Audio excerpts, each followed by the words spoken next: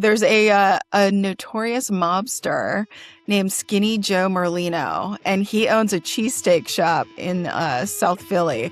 Best cheesesteak ever. Now I want to check out the mafia cheesesteak. Well, this is Riot and Reverie. On the show this evening, I've got Dan Schafer from the band Sludgeworth, and couldn't be more excited to have someone of your caliber on the show. So if you could just tell our listeners a little bit about what you've been up to as of late. I've put out a few things here and there about what you guys have going on. So obviously you've got the record coming out this week. And I know one of the things that I caught online that I was like kind of mind blown was that you guys sold out the Cobra Lounge, I believe, in like 5 minutes. Is that an accurate thing for you guys for that particular show? Yeah, I was told 5. I was told 4. I was told 7 minutes. I Man. was told 20 minutes. The story has changed. I know it was very fast. That's all I know. Yeah, I mean it's unreal. I mean, you guys have such a legacy, right? Just in other projects that you've been a part of throughout the years. But I was really diving in. I haven't heard the whole album because it hasn't dropped yet, but I was lucky enough to hear 2 of the singles off the upcoming record. And the one thing I think that I thought about the most, there was sort of a sense of familiarity with it. I mean, just given, the band as a whole. But it just felt very like right now. You know what I mean? As far as just speaking, I think, to what's going on. The world's a total shit show right now. So You I don't was say. kind of, yeah, I know, You right? don't say. I didn't notice. I know. But I was just curious, like I'm always curious, I think, because I don't make music myself. So when I do get to speak to musicians and, kind of get to dig a little bit deeper as to the record, and the music that's coming out, it's kind of nice for the audience to know where you guys were at, because obviously there's a bit of a window of when you guys record to when it actually gets released, which is about, I would say, what, like about a year or so, generally. Yeah, something like that. So, like, are you Yeah. talking about like the headspace between a year and now? Is that what you're asking? Well, I think more of, it was such a big deal from what I'm gathering. I mean, a lot of the quotes that I'm seeing online is that it's like the record that really took 35 years to kind of culminate and come to fruition, right? So for you guys to be in the studio and, you know, be in that space together, what was the mindset, I think, going into that? And, what spawned sort of the final output of the music that we're going to hear this week is really what I'm Yeah, curious. I mean, I can tell you the story of well, we had a record that used to be on Lookout Records that it was like kind of Mhm. like a what's the word for it? It's a collection of songs that were from different little releases, and and then there were some bonus tracks and stuff like that. And it was called Losers of the Year, and it was out, and then it was out of like Lookout folded, and then it was out of print for many years. And so then, there were people, is it ever going to go back into print? I'm like, well, I don't know. I had other things going on, so it really wasn't like a thing I thought about. And then it just slowly but surely, it just kind of started to resurface again. And then it got, uh, it made the idea made its way to Toby from Red Scare, and then he asked me about it, and I said, "Well, yeah, I would be into it if you want to release it." And he said, "Yeah, so." And then that was still a while, right? So then they said, "Hey, you want to do a show?" I said, "Yeah, okay, I'll do a show." They decided we would do a show, and then before the show even started, probably months before, they's like, "Hey, we got a new song idea." I'm like, no, right? And then I'm like, "Bad idea, guys." So then they they said, just listen. Well, all right, whatever. So it took me by maybe a week or something to listen to it, and immediately a chorus popped in my head, and I was singing along immediately. I'm like, son of a bitch. All right. So like I knew right there in that moment that that was going that we had a new song no matter what. Like cuz it was like I don't I mean it's a good it's not you know in a band it's a pretty good sign when things just kind of come out of nowhere like that. Like Hmm. it's kind of there's this thing about creativity I think that people have that's like, you know, if you're working really hard on something for a long period of time and it's really deep, it's going to like materialize into this great thing. And that's not the case, like at all. Like just good ideas just kind of come when you're walking in and out of a grocery store or taking a walk or wherever. So my point is that I think like there was something going on. They were in that zone, and I must have been in that zone, and we continued to stay in that zone. And then after many years, I mean, so one song led to another, led to another, led to another.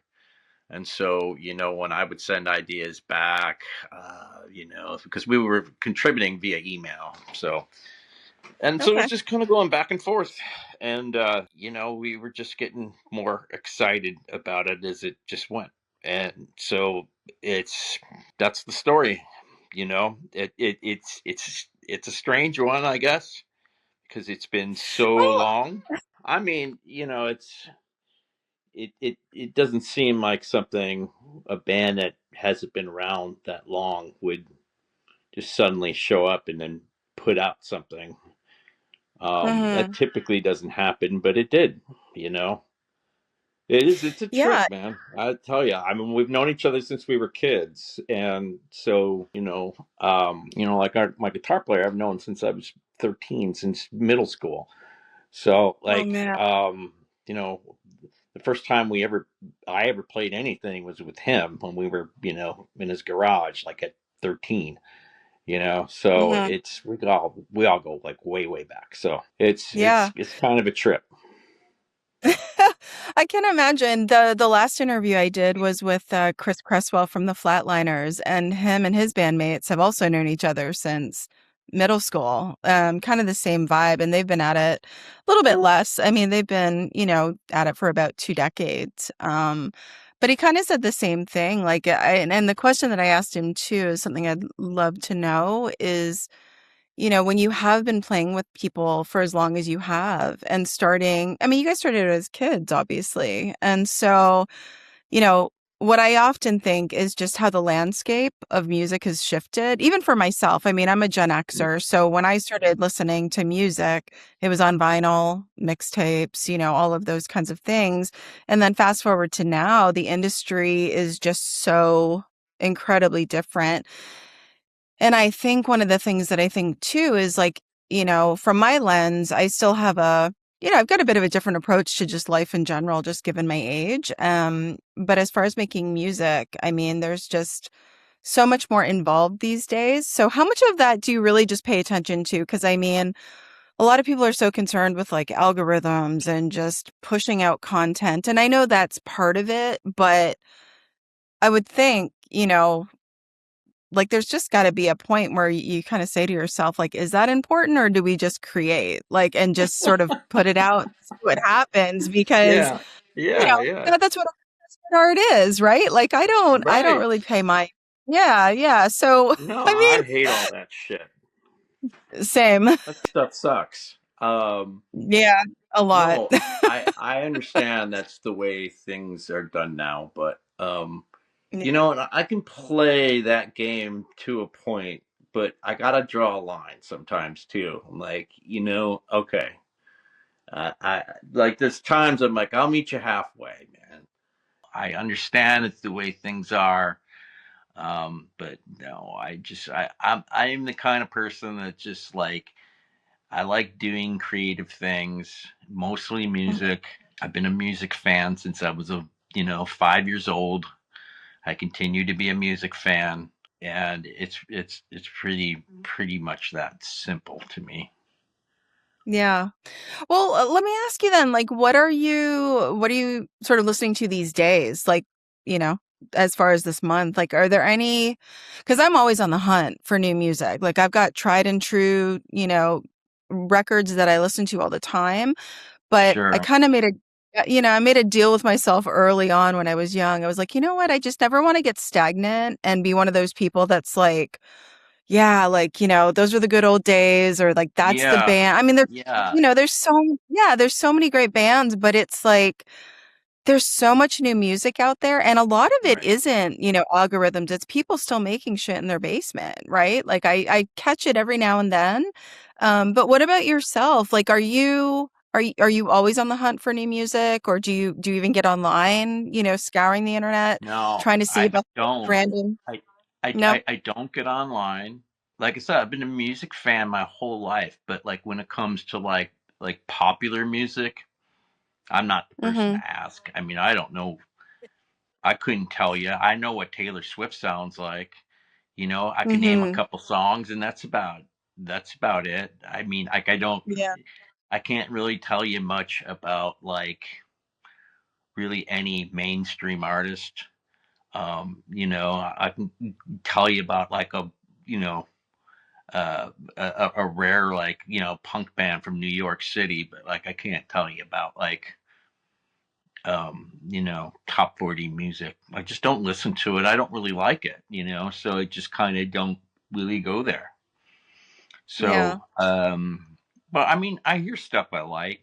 When I do, it's nice. Um, and I'm right there with you. I don't want to like stagnate either. I just like I kind of have this thing where I think if it will come eventually.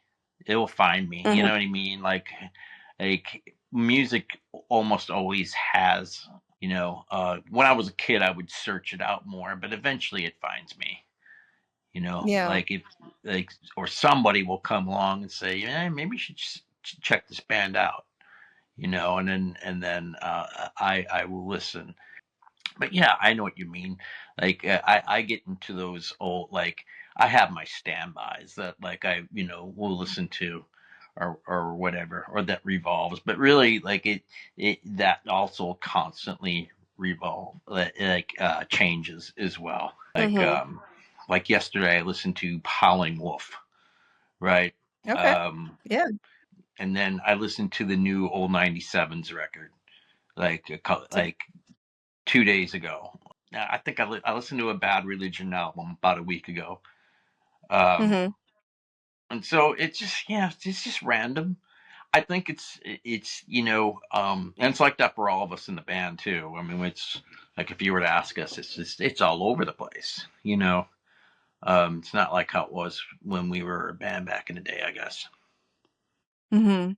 Yeah, I mean, I think that's the luxury of getting older, right? I think our tastes change and we're exposed to different things. And yeah, I mean, I run the gamut. I mean, I listen to rap, hip hop, punk. I mean, I love classical, I love jazz. I mean, like yourself. I'm just like, I think it's funny because I don't play an instrument, but I'm just like a massive fan of music and of a lot of different genres. Yeah. And yeah, and I think hearing what you're saying too, I mean, I always joke like I'm kind of seasonal with my music. So it's like, I was out today and I was listening to the Gaslight Anthem, or I was listening to some ska, and it's just like, the sun shining, stuff like that. But as far as, you know, um your taste obviously sounds very eclectic. Are there any newer artists that maybe you've come across in like this past year, let's say, that maybe you think my audience might be interested in? Or I don't think is there so. no? You're Honestly, just like, no. I think your audience might be able to turn me on to stuff more than me turn I don't them on to stuff. And know.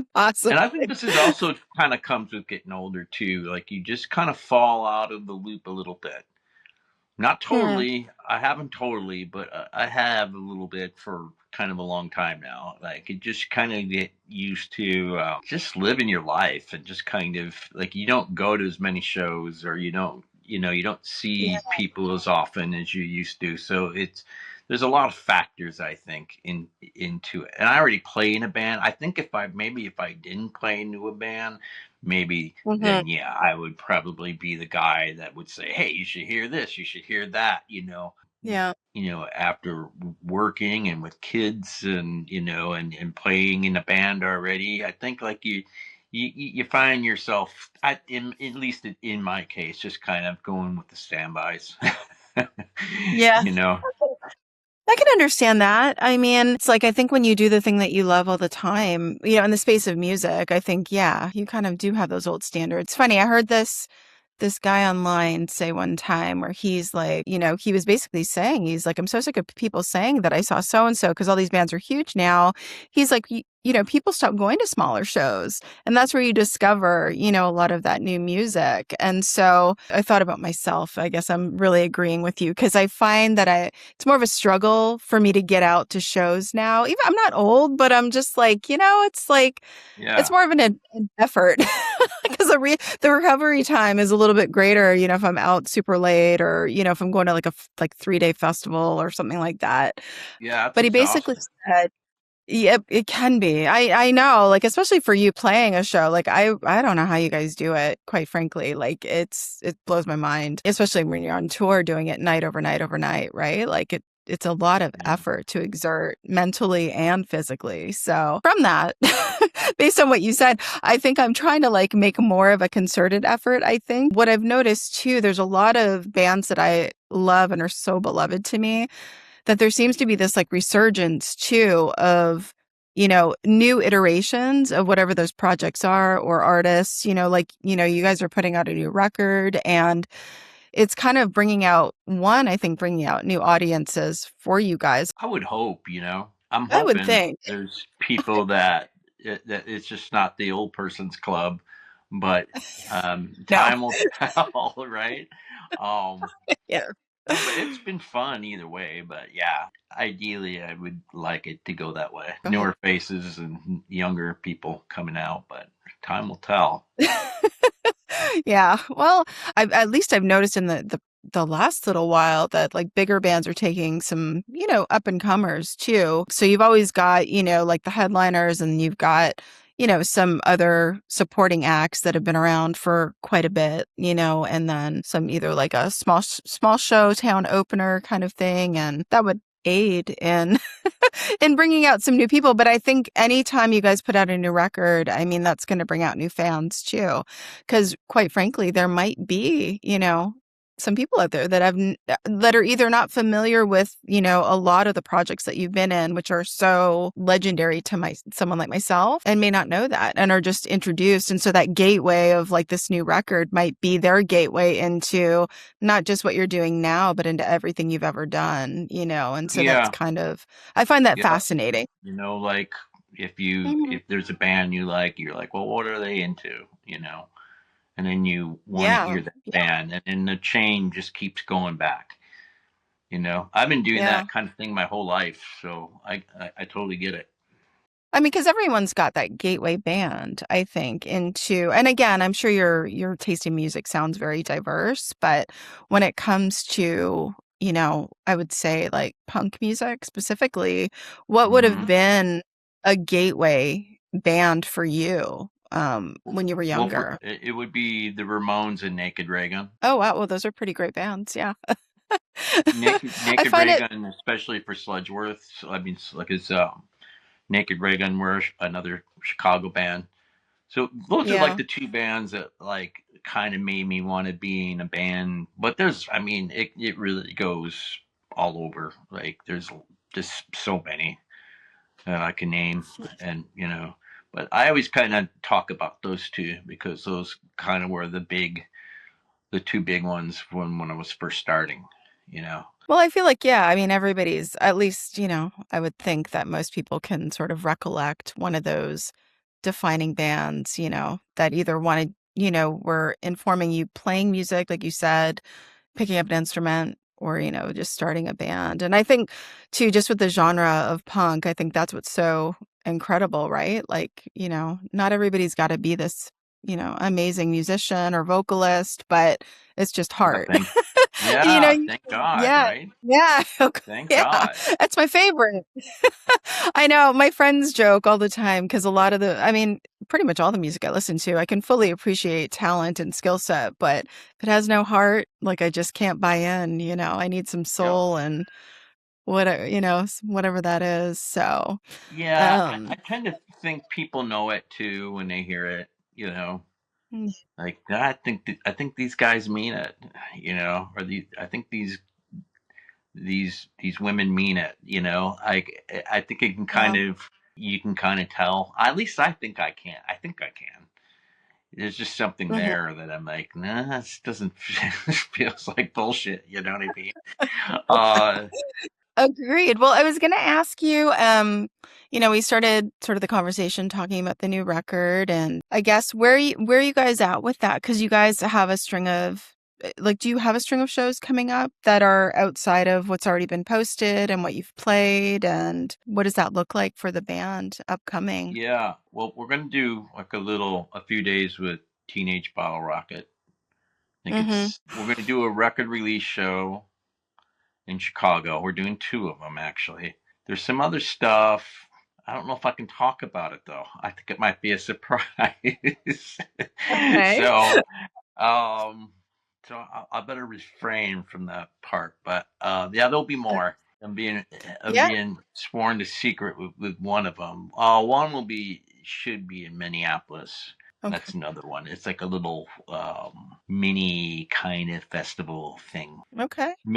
Like just I think it's like an all day kind of thing, where there's revolving bands, and then we're going to be on that show. And then there's another one I can't talk about yet. Okay. Soon. Understood. Well, I mean, yeah, you got Yeah. to keep some things in the can, right? As far as what's what's upcoming. We talked a lot about, I guess what music is currently, what it isn't, and sort of, seeking out new music and things like that. I'd like to kind of circle back to it a little bit and ask, how music is being pushed out. I tend to look at it, I hate to say it, but a little bit, negatively at times and just how it's being like pumped out and just pushed out to the masses. But is there anything recently that you think that there are artists doing right, I guess, even younger artists, and how they're approaching music? Because I guess the question stems from a place of, because we're so disconnected and society is just so fucked up right now and, the world is Yeah. just garbage as a Oh whole. yeah. I Yeah. feel like as humans, we're just really, really craving connection, right? And I see that Yeah. with I see the younger 1000%. I think about that I a see lot. do you? Okay, well what are Yes. your thoughts? Because I'm so Well, curious because I see this wave of younger kids and it's just kind of fascinating to see what they're gravitating towards. And anyway, you go ahead because I'd love to hear, I your mean, thoughts. I have so many thoughts about that, because I think connection is huge. Hmm. That's part of being a human being. Is that humans need other humans. Is what as Yeah. much as like people may like piss you off, and they do. I mean, and I like being by myself a good amount of the time, actually. But I mean, you can't get by without it. You have to have other people in your life. Community is really important, and so Hmm. I think so is belonging, and I think that's kind of why like people gravitate to bullshit too. Unfortunately, is because of the people have this deep seated need to belong. You know, all that kind of comes down to connection, though. Where we're at with we're a little older. We've lived life when it wasn't all online. You know what I mean? Hmm. And we Yeah. remember, and I think there's been some changes for the better, but I think there's been some changes definitely for the worse. It's kind of the way I look at it, two steps forward, two steps back kind of situation. I think Yeah. usually any kind of change has some kind of hidden consequences to it. I don't know, am I Interesting. answering your question? Like I said, I can go all day on this topic, but I think it is really important. Yeah, I think a little bit of, where I was going with it. It's interesting to see younger generations, I think, that are gravitating towards what, like you said, I mean, we knew, you know, society before the internet. We knew, you know, uh, well, really before the internet. I mean, that's the gist of it, right? I feel like the whole wave of Yeah, just the internet introducing a digital space in a way that just became what we actively are as a culture right now is just kind of, it blows my mind to this day because I have a teenager, and seeing him and sort of his interpretations of what he's observing is just fascinating. He's going to be 18, so I feel like that particular generation right now, more than I think we are really craving connection. And so they're gravitating towards,